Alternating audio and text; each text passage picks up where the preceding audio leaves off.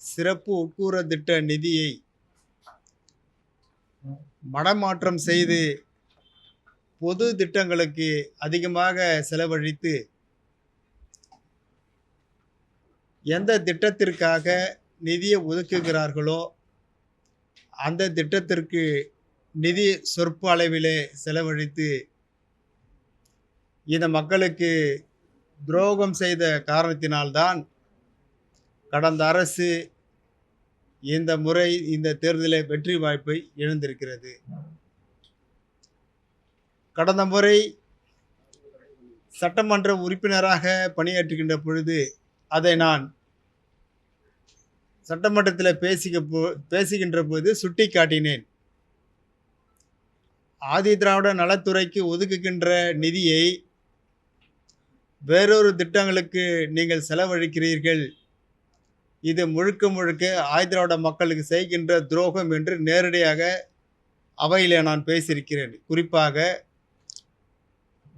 மகளிர் திட்டத்திற்கும் பொது விநியோக திட்டத்திற்கும் இன்னும் பல்வேறு திட்டங்களுக்கு பயன்படுத்தி இருக்கிறார்கள். ஆக இந்த அரசு கடந்த அரசை போல் இல்லாமல் இன்றைக்கு புதிதாக பொறுப்பேற்றிருக்கின்ற தாவேகா அரசு, குறிப்பாக தாழ்த்தப்பட்ட மக்களுடைய வாக்குகளை பெருமளவில் பெற்று ஆட்சி அமைந்திருக்கின்ற இந்த அரசு இந்த மக்களுக்கு உண்டான ஒதுக்குகின்ற நிதியை முழுமையாக இந்த திட்டத்திற்கு ஆதிராட நல திட்டத்திற்கு செலவழிக்க வேண்டும் என்றுதான் எங்களுடைய கோரிக்கையாக இங்கே நாங்கள் முன்வைக்கின்றோம்.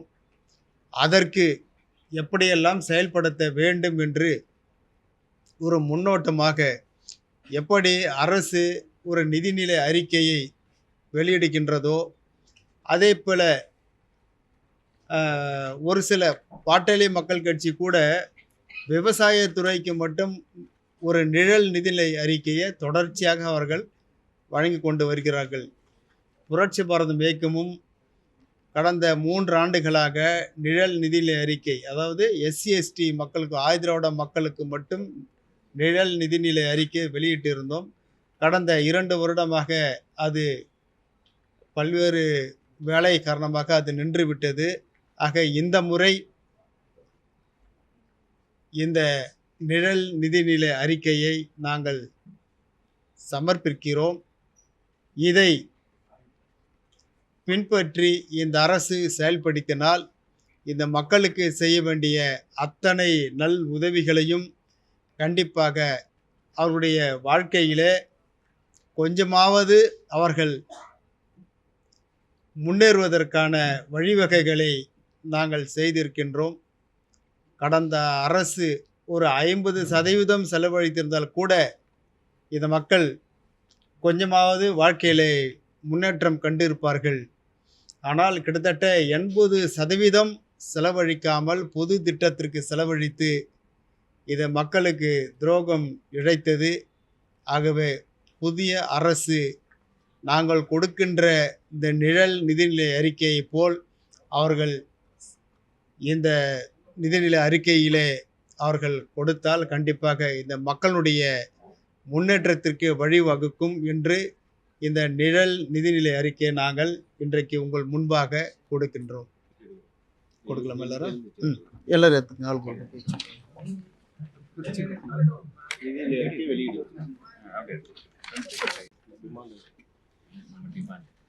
கேட்டால் சொல்லலாம்.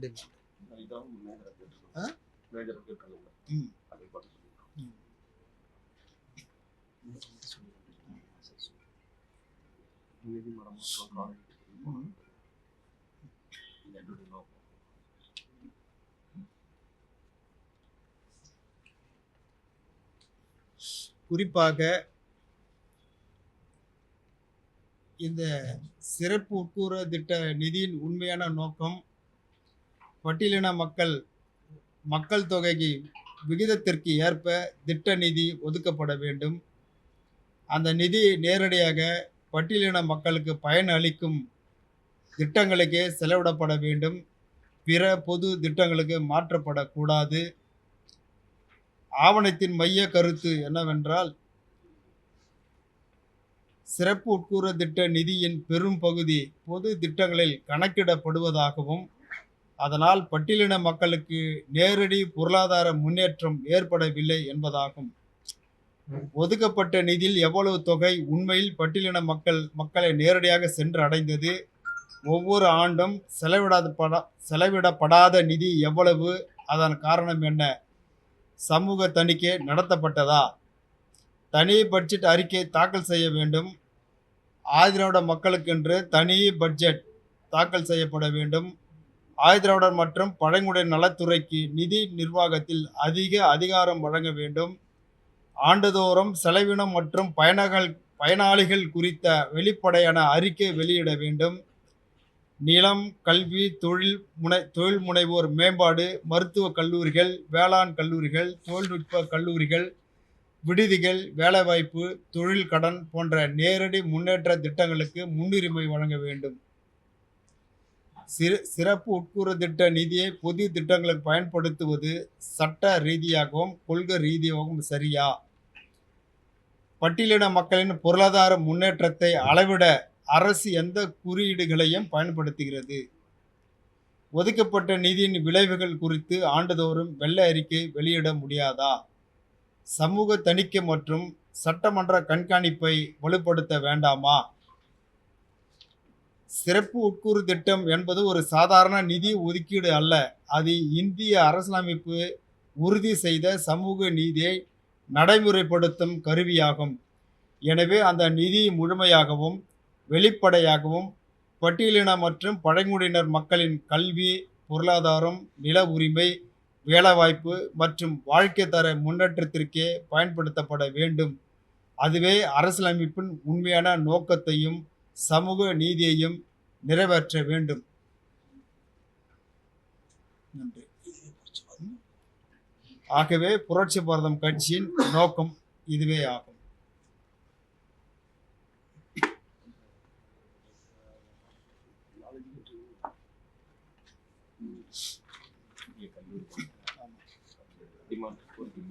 தமிழக அரசு கேட்டா நம்ம கொடுக்கலாம், கேட்டா சொல்லலாம். அதாவது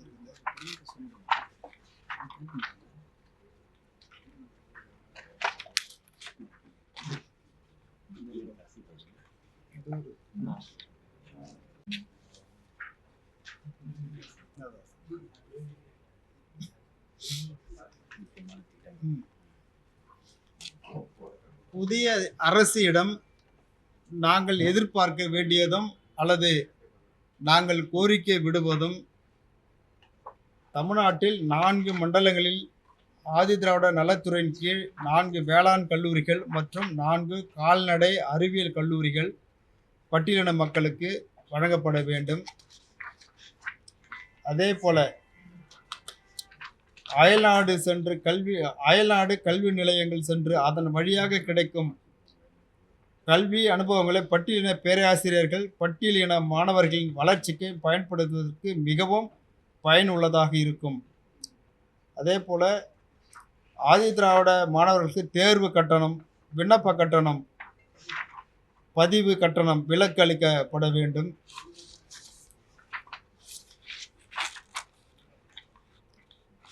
அதே போல் வீடு கட்டும் பயனாளிகளுக்கு 3.50 லட்சம் வழங்கப்பட்டு வருகிறது.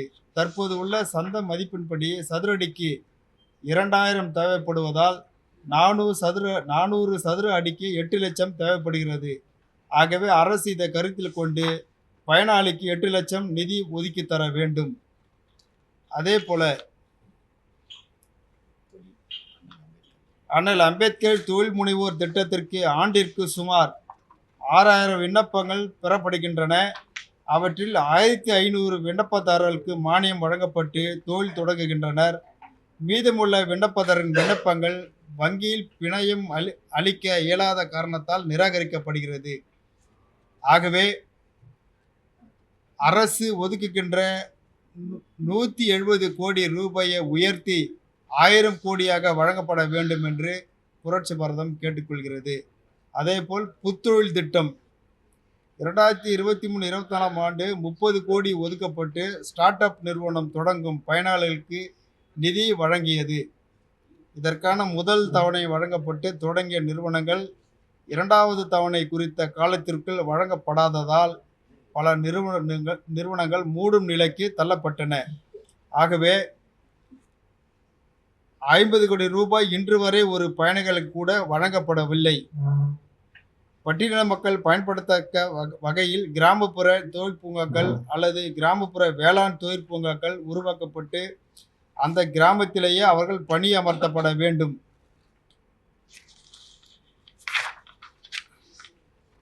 அதேபோல் ஆதி திராவிடர் மாணவர் நல விடுதிக்கான உணவு கட்டணம் பள்ளி மாணவர்களுக்கு 1400 ரூபாய், கல்லூரி மாணவர்களுக்கு 1500 ரூபாய் வழங்கப்பட்டு வருகிறது. இத்தொகையை இந்த கல்வியாண்டில் பள்ளி மாணவர்களுக்கு 2500 ரூபாயும் கல்லூரி மாணவர்களுக்கு 3000 ரூபாய் உயர்த்தி வழங்க வேண்டும். மகாராஷ்டிராவில் பட்டியலின மாணவர்களுக்கு நல விடுதிகளில் தங்கி பயிலும் மாணவர்களுக்கு மாதாந்திர செலவு தொகையாக 800 ரூபாய் வழங்கப்பட்டு வருகிறது. அதுபோல் தமிழகத்தில் வழங்கப்பட வேண்டும். ஆதிதிராவிட நல விடுதிகள் அனைத்திலும் உடற்பயிற்சி மையங்கள் அமைத்து தரப்பட வேண்டும். தண்ணீர் வசதி போன்ற அடிப்படை வசதிகளை உருவாக்க ஆண்டிற்கு ஒதுக்கப்படும் 60 லட்சம் ரூபாயை 100 கோடியாக உயர்த்தப்பட வேண்டும். ஆதிதிராவிட நல விடுதியில் 98,982 இருக்கையில் தற்போது 48,523 மாணவர்கள் மட்டுமே விடுதியில் தங்கி பயின்று வருகின்றனர். இதனால் உணவுக்கு ஒதுக்கப்பட்ட தொகையான 110 கோடியில் 25-26ஆம் ஆண்டு வெறும் 52 கோடி மட்டுமே செலவிடப்பட்டது. தொடர்ச்சியாக இந்த தொகையை உயர்த்தாமல் இந்த மாணவர்களுடைய நலனின் அக்கறை இல்லாமல் கடந்த அரசு மோசமான நிலையில் இந்த மாணவர்களை வழிநடத்தியது. ஆகவே அந்த நிதியை உயர்த்தி தரப்பட வேண்டும் என்று கேட்டுக்கொள்வதோடு பட்டியலின பழங்குடியின மக்களுக்கு இலவச வீட்டுமனை பட்டா வழங்கும் திட்டத்தின் கீழ் ஆண்டிற்கு 6 கோடி ஒதுக்கப்பட்டு 1300 பேர் இலவச வீட்டுமனை பட்டா வழங்கப்பட்டு வருகிறது. இதை ஆண்டிற்கு வீட்டுமனை பட்டா இல்லாதவரை தேர்வு செய்து 10,000ஆக உயர்த்தி வழங்க வேண்டும். ஆண்டிற்கு 100 பட்டியலின ஊராட்சிகளுக்கு எரிவாயு தகன மேடை அமைக்கப்பட வேண்டும். பட்டியலின மக்களின் பொருளாதார மேம்பாட்டிற்கு தனித்துவமாக இயங்கும் வகையில் தாட்கோ வங்கியை தமிழ்நாடு அரசு உருவாக்க வேண்டும். ஆதிதிராவிட விடுதிகளை மேம்படுத்துவதற்கு தனியாக ஒரு இயக்குனர் பதவி உருவாக்கப்பட வேண்டும். ஆதிதிராவிட மாணவர் விடுதிகளில் தங்கி பயிலும் மாணவ மாணவியர் தங்களுடைய புகார்களை தெரிவிக்க இலவச தொலைபேசி உதவி எண் டோல் ஃப்ரீ உருவாக்கப்பட வேண்டும். மாதிரி பள்ளிகள் மற்றும் வெற்றி பள்ளிகள் தான் சிறந்த பள்ளிகள் என்று அரசு முடிவு செய்தால் அனைத்து ஆதிதிராவிட நல பள்ளிகளை வெற்றி பள்ளிகளாகவும் மாதிரி பள்ளிகளாகவும் வரும் கல்வியாண்டு முதல் மாற்ற நடவடிக்கை எடுக்க வேண்டும்.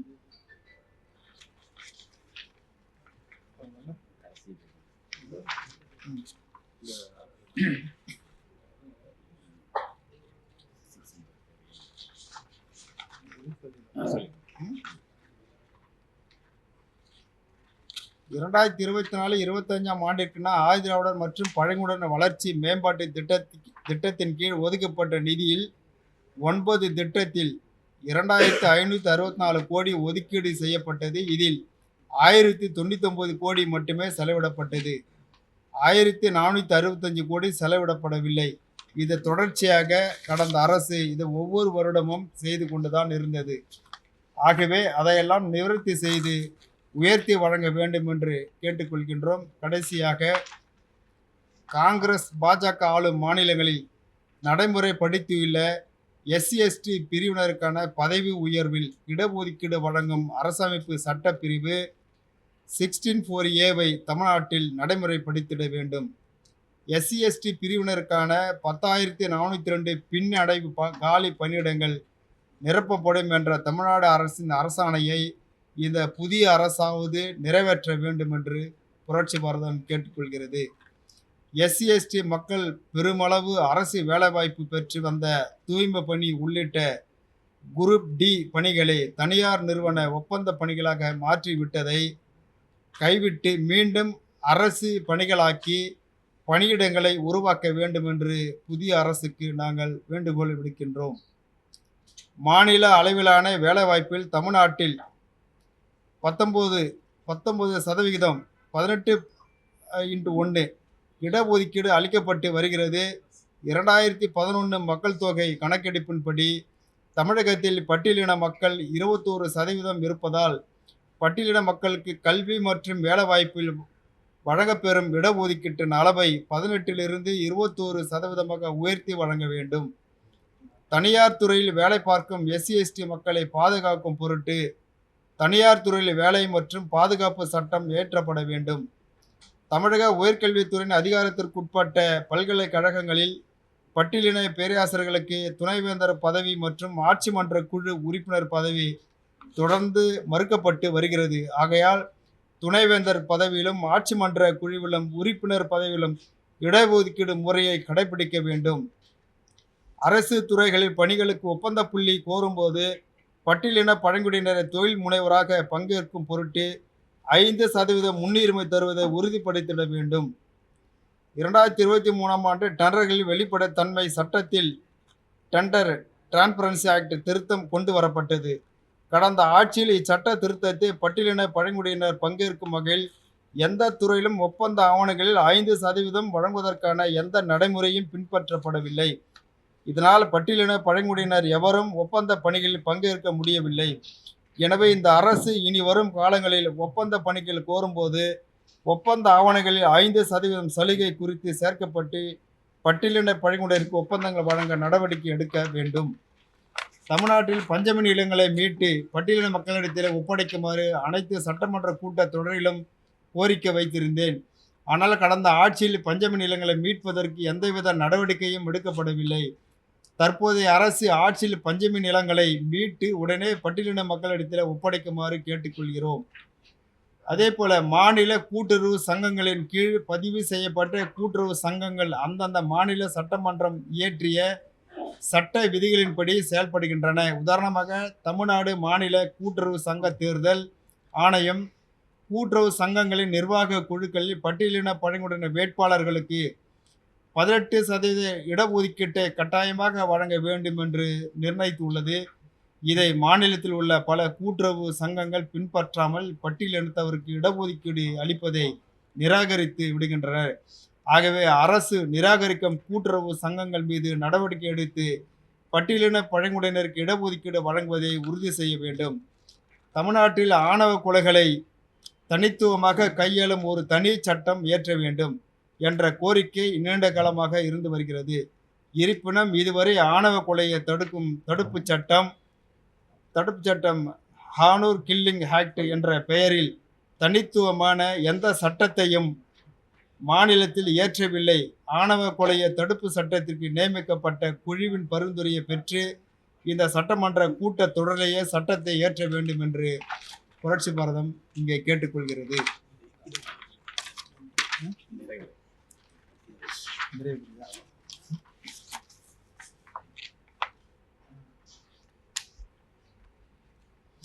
ஆதிதிராவிடர் மற்றும் பழங்குடியினர் மேம்பாட்டு செயல் திட்ட நிதியை முழுமையாகவும் பட்டியலின மக்கள் நேரடியாக பயன்பெறும் வகையில் இந்த நிழல் பட்ஜெட் உருவாக்கப்பட்டுள்ளது.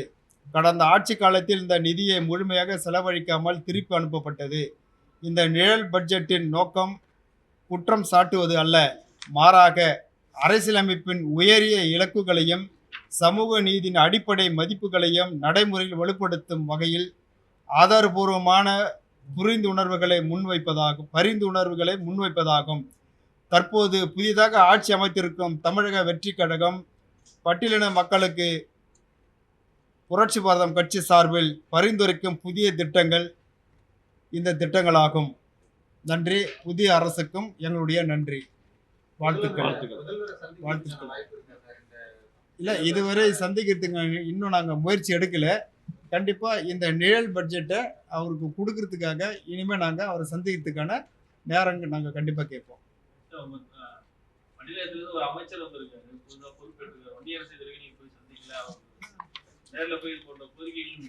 இல்லை, அதாவது அவர் மட்டும்தான்ன்றது இல்லை, அரசுல இன்னும் புதிய பொறுப்பேற்றிருக்க எந்த அமைச்சரையும் முதலமைச்சர் இதுவரை நாங்கள் சந்திக்கல.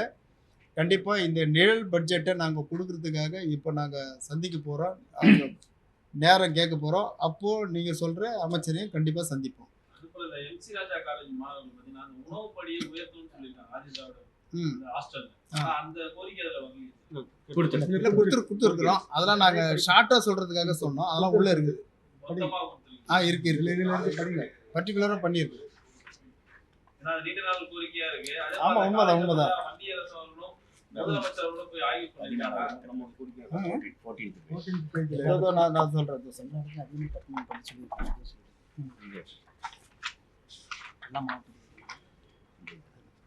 நீங்கள் அதை நான் ஏற்கனவே அதை சொல்லிட்டேன். நான் அதாவது பொதுவாக எம்சி ராஜா ஹாஸ்டல்னு சொல்லாமல் ஆதி திராவிட மாணவர் நல விடுதிக்கான உணவு கட்டணம் பள்ளி மாணவர்களுக்கு 1400 ரூபாய், கல்லூரி மாணவர்களுக்கு 1500 ரூபாய் வழங்கப்பட்டு வருகிறது. இத்தொகையை இந்த கல்வியாண்டில் பள்ளி மாணவர்களுக்கு 2500 ரூபாயும் கல்லூரி மாணவர்களுக்கு 3000 ரூபாயும் உயர்த்தி வழங்கப்பட வேண்டும்னு நாங்கள் இப்போ சொன்னோம். அதை ஆனால் பர்டிகுலராக அந்த ஹாஸ்டல் பேரை சொல்லலை. அந்த ஹாஸ்டல் மட்டும் இல்ல, எல்லா எல்லா ஹாஸ்டலுக்கும் பொதுவாக சொல்லியிருக்கோம்.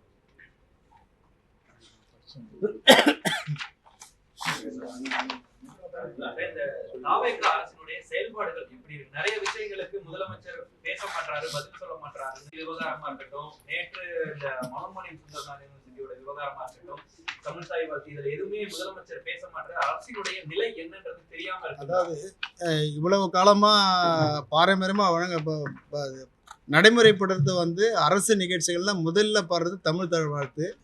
அரசு நிகழ்ச்சி முடிஞ்ச பிறகு கடைசியாக பாடுறது தேசிய கீதம். அதை வந்து நடைமுறைப்படுத்தணும். அதுதான் சரியாகவும் இருக்கும். அதனால் இப்போ என்ன புதுசாக மத்திய அரசு கொண்டு வராங்கன்றதுனால அது பண்ணுறாங்களா தெரியல. அதே போல் நீங்கள் சொன்னதில் இன்னொன்று என்ன சொன்னீங்க?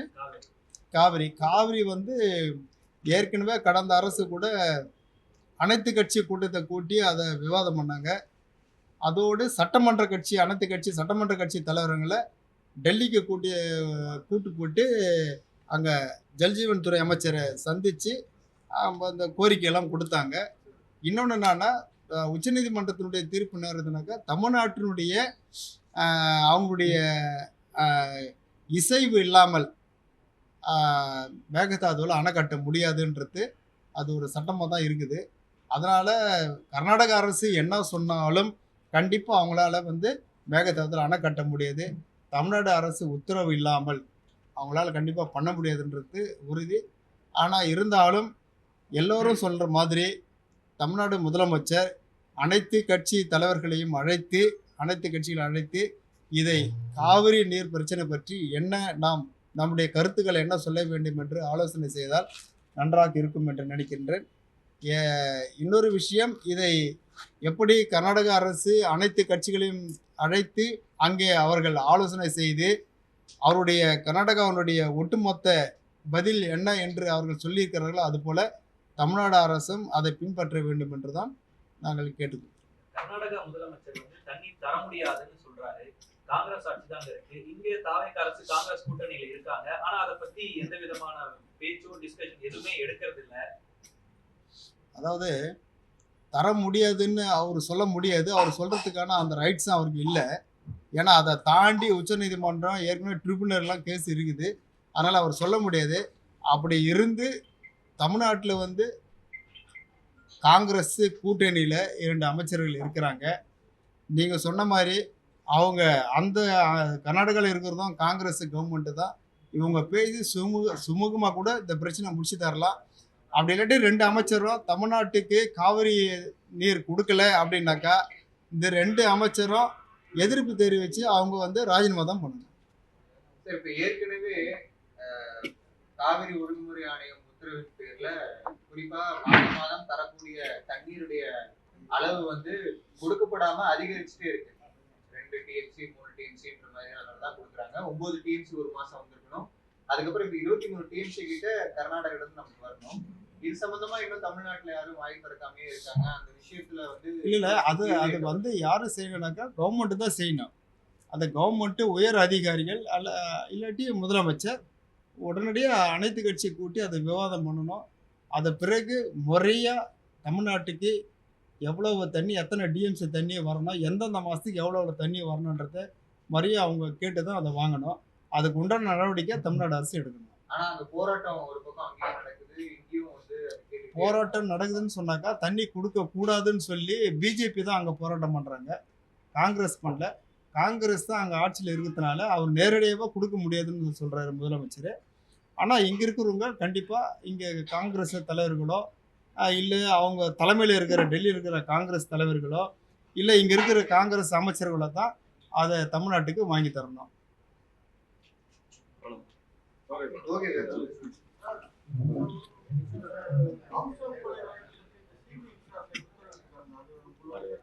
இல்லை அது நாங்கள் வரவேற்கிறோம், கண்டிப்பாக நான் வரவேற்கிறோம். இல்லை கடந்த அரசில் தான் பட்டியலின மக்கள் தலைவர்களுக்கு மிரட்டல் விடுப்பதும் வழக்குகளை ஜோடிப்பதும் தான் இருந்தாங்க. இன்னும் சொல்லப்போனால் பட்டியலின மக்களை தேடி இதே போல் கொலை செய்கிற திட்டங்கள்லாம் நடந்தது. ஆனால் இந்த அரசில் இது வரைக்கும் அது போல் எந்த நிகழ்வும் நடக்கலை. பொறுத்து இருந்து தான் பார்க்கணும். என்ன ஒன்றுனா இங்கே ஆணவ கொலை மட்டும்தான் அதிகமாக நடக்குது.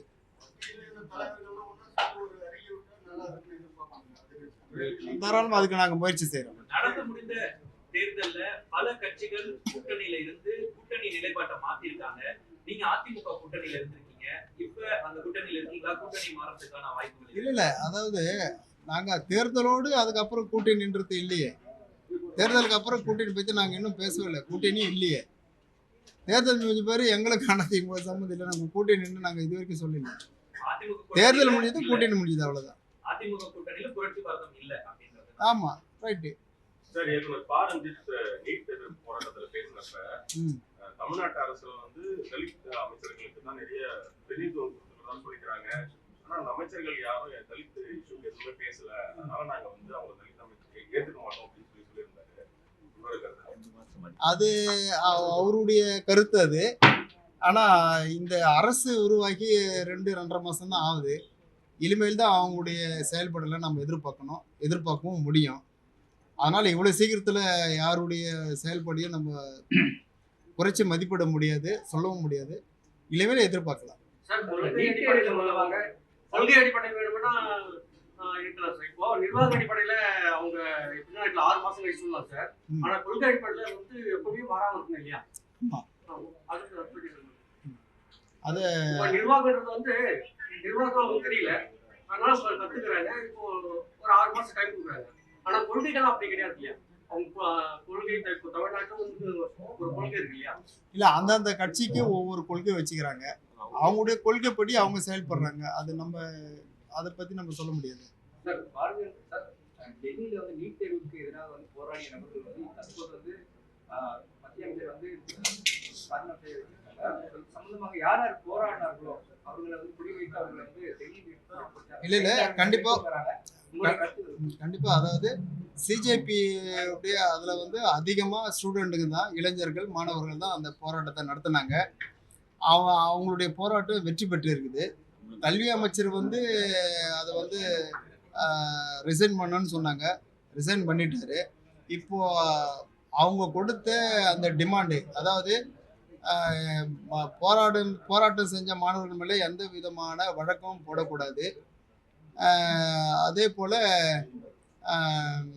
ஒரு 3 டிமாண்டு வச்சாங்க. அதெல்லாம் பண்ணக்கூடாதுன்னா மத்திய அரசாங்கம் ஒத்துக்கின பிறகு இப்போ தேடி அவங்க பேரில் வழக்கு போடுறாங்கன்னு சொன்னாங்க. கண்டிப்பாக அவங்க மறுபடியும் வீதிக்கு வந்து போராட வேண்டிய ஒரு சூழ்நிலை கண்டிப்பாக மறுபடியும் சிஜேபிக்கு வரும்.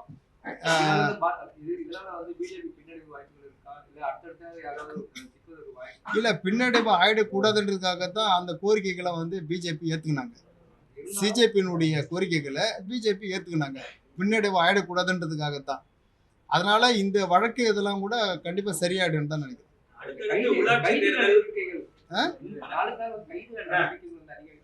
இல்லை, அந்த சிஜேபி தொண்டர்கள் மீது கைது நடவடிக்கைகள் இருந்தால் கண்டிப்பாக புரட்சி பாரதம் கூட அவங்களுக்கு ஆதரவாக குரல் கொடுக்கும். அடுத்தடுத்து உள்ளாட்சி தேர்தல், அடுத்து நாடாளுமன்ற தேர்தல் வர இருக்கு. தாவேகாவோட கூட்டணி அமைக்கிறதுக்கு வாய்ப்பு இருக்கா? அதான் நீங்களும் சொல்றீங்க இன்னும் நாள் இருக்குதுன்னு, இன்னும் டைம் இருக்குது. அந்த டைம்ல அப்போ பேசிக்கலாம். சேலத்துல அம்பேத்கர் சிலை திறக்க முடியாம ஒரு 8 ஆண்டுகளா நகரம் நீடித்து இருக்கு. கடந்த ஆட்சியிலும் வந்தது இந்த ஆட்சியிலும் அது நடக்குது. என்ன மாதிரியான அழுத்தங்களை தமிழக அதாவது சிலை வந்து திறக்கணும்னு சொல்லி தான் எல்லாருடைய கோரிக்கை. இப்போ எங்களுடைய கோரிக்கை அதுதானே. இப்போ அரசாங்கத்தை நாங்கள் அதான் சொல்ல போகிறோம். ஏன் அங்கே வந்து என்ன பதற்றம், அது ஏன் ஃபீஸ் கமிட்டி போட்டு அந்த பதட்டத்தை வந்து அரசாங்கம் வந்து அதை கட்டுப்படுத்தலை? அங்கே சட்ட ஒழுங்கு பிரச்சனை இருக்குதா? இல்லை. அப்படி இருந்தாக்கா ஏன் அதை கட்டுப்படுத்தலை? அம்பேத்கர் சிலையை திறப்பதற்கு பொதுமக்கள் பார்வைக்கு விடுறதுக்கு என்ன தயக்கம்? இதான் நாங்கள் அரசாங்கத்தை கேட்க முடியும். இப்போ வந்து அந்த ஆம்ஸ்ட்ராங் கொலை வழக்குல முக்கியமான ஒரு சாட்சி அவருக்கு வந்து இதுவரைக்கும் வந்து போலீசார் பாதுகாப்பு வந்து கொடுக்கப்படலை என்று 3 முறை மனுக்கள் கொடுக்கப்பட்டிருக்கு. தமிழ் மாநில பகுஜன் சமாஜ் கட்சியில் இருக்கக்கூடிய வர்த்தகாணி சேகர் அப்படின்ற நபர் வந்து சாட்சியாளராக இருக்காரு. அப்படின்றவருக்கு போலீஸ் பாதுகாப்பு தாவேகா அரசின் கொடுக்கிறது மறுப்பு தெரிவித்திருக்காங்க. இல்லை, அந்த சம்பவம் எங்களுக்கு தெரியல. அது எங்களுக்கு தெரிய ஒரு பட்சத்தில் கண்டிப்பாக நாங்களும் அரசுக்கு கோரிக்கை வைப்போம். ஓகே.